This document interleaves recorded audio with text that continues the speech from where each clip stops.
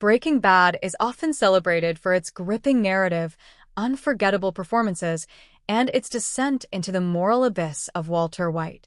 But what truly elevates Vince Gilligan's crime saga into television legend is its masterful attention to detail, where even something as subtle as a location can carry deep meaning. One of the series' most curious yet overlooked choices finally makes perfect sense when viewed through this lens. Why did Walter White flee to New Hampshire? In the show's penultimate episode, Granite State, Walter, now a fugitive following his brother-in-law Hank's death, is smuggled out of New Mexico to a remote cabin in the snow-blanketed woods of New Hampshire. On the surface, this move seems pragmatic. He's hiding from a nationwide manhunt. But for a series that rarely does anything without symbolism, Walter's snowy exile wasn't just about escaping justice. The reason for this location choice was always in plain sight. Live free or die. Walter White's final dilemma.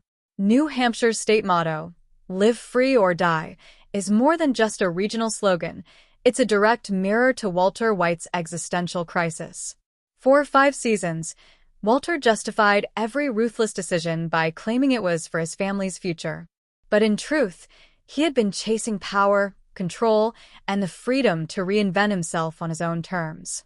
By the time he reaches New Hampshire, however, that illusion has crumbled. He's no longer living free. He's not even living. Confined to a snowy prison of his own making, cut off from the world, Walter is now haunted by the consequences of his actions. In this frigid setting, where his empire has collapsed and his name is being erased from history, Walter is forced to confront a truth he's long denied. He is not in control anymore. The landscape of regret. In Breaking Bad, environments are never random.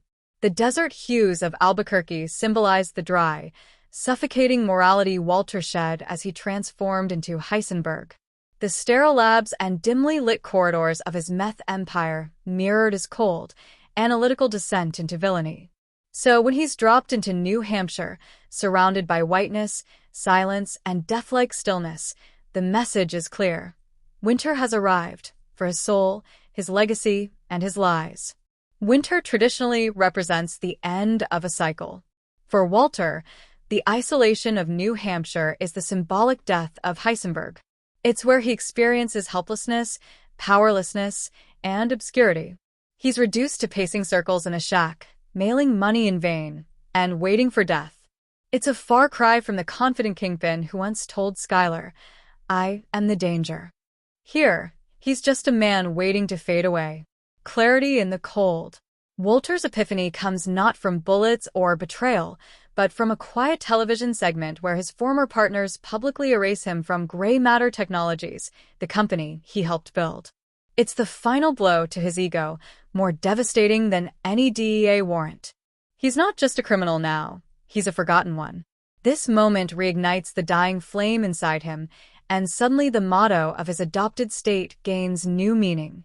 If he cannot live free, recognized, feared, remembered, he would rather die with purpose. It's not redemption he's after, but legacy.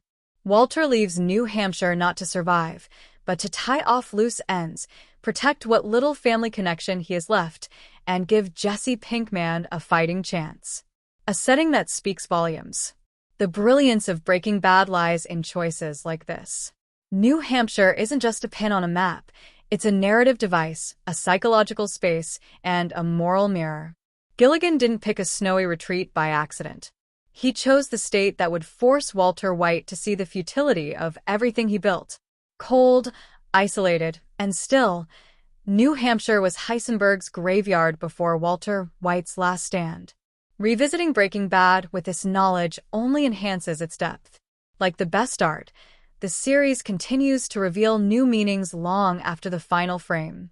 Walter's story may have ended, but the clues he left behind, like the quiet message buried under New Hampshire's snow, are still waiting to be found.